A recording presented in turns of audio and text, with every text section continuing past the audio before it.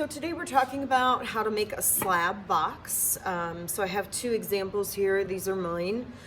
This one was more of an experimental slab project. So you can see I was kind of playing with the edges here. Think of slabs as tortillas or pancakes. They're very thin, flat pieces of clay. You're going to make two slab boxes. Those slab boxes should have decoration on at least 3 sides, and you should have a handle. Your handle can be sculptural or it can just be a strap. So it's really up to you, but you want some sort of handle on yours. So these are my examples. This one, of course, is unglazed, but you can see all the decoration that I put on it, a lot of sculpture. So let me show you how to make a slab box. So the first thing I'm going to do is get a rolling pin. We have different kinds of rolling pins. We have ones with handles and ones without. And then we have these wooden slats. Please note the wooden slats have numbers on them. So you have a 1 or a 2 or a 3 or even a 4. I prefer number 2 because the number 2s are kind of in the middle. They're going to give you a nice, even, not too thick base. Make sure your table is cleaned off. Get rid of all of that grit, the little pieces of clay. You're gonna get your clay out and of course wedge it before you're ready to begin to make sure you are eliminating air pockets. So I'm gonna grab my clay and get a chunk of that ready. And then of course, wrap this back up so it doesn't dry out. Okay, so I'll set that aside. I'm gonna give this a quick wedge so it's ready to go. Hopefully you're getting the hang of wedging now.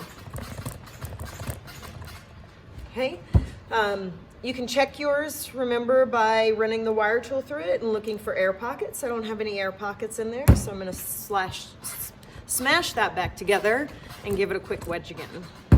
So the first thing I'm going to do is I'm going to start by helping to flatten this. So you can either use your hand, the heel of your hand, or you can use your rolling pin to kind of flatten. So just flatten this way, and then also I'm just going to flip it and flatten this way.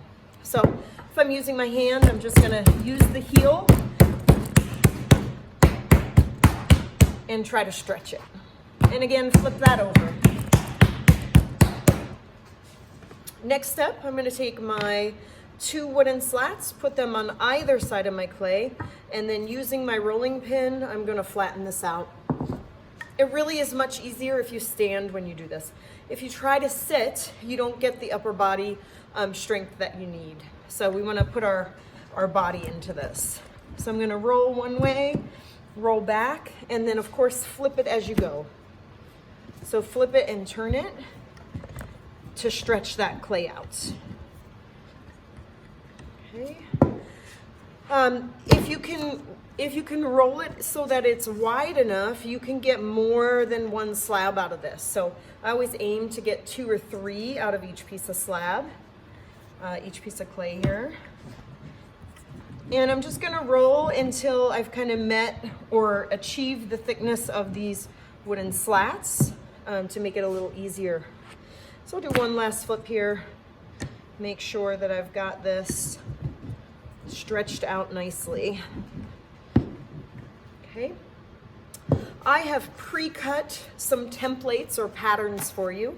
So you have a minimum size of 4 inches. This is 5 and this is 6 inches. I don't recommend you go smaller or larger until you've done at least 1. The minimum size for our class is 4 inches. So I'm going to use the 5-inch and I'm going to cut my slab. So I'm going to lay that down here and I'm going to put it as close to the edge as possible, but still leaving a little bit on the corners because I want to get, hopefully I can get 2 out of this. So using my fettling knife, I'm going to cut that.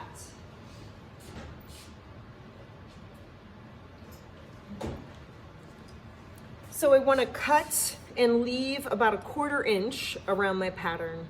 So I'm going to cut here, and I'm not being too particular about it. I just need a little bit of a border there.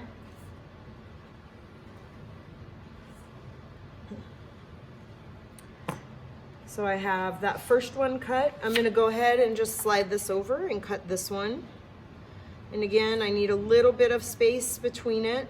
So don't cut right up against the edge because it will make it harder to put it together. So again, I'm just cutting a little bit around that slab. Now my extra clay, I can just roll back up and re-wedge and reuse it. So for now, I'm just gonna put this back in my bag.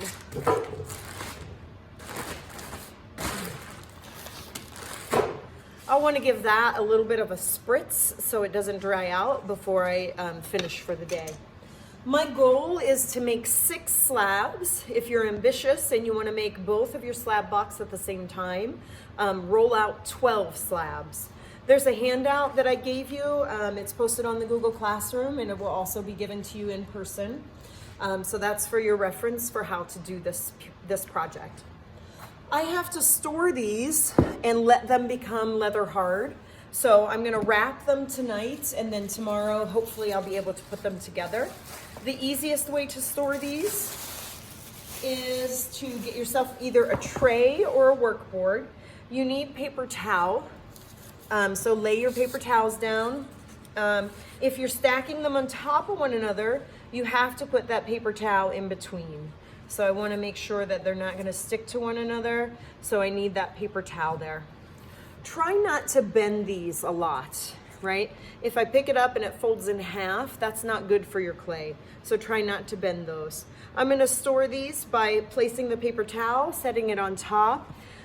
Keep that pattern in your tray or on your tray.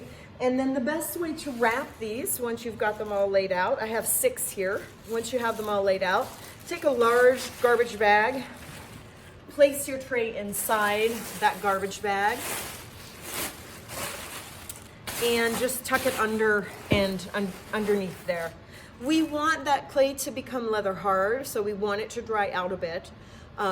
This is called a hard slab technique because we want those slabs to be leather hard. And remember, leather hard is like cheddar cheese. It's going to have a little bit of flexibility, but it can still snap. This is our plastic clay. It's very soft and pliable. So we definitely need it to dry a bit. So that's part 1 of how to make a slab box. Tomorrow we'll talk about how to put your slab box together.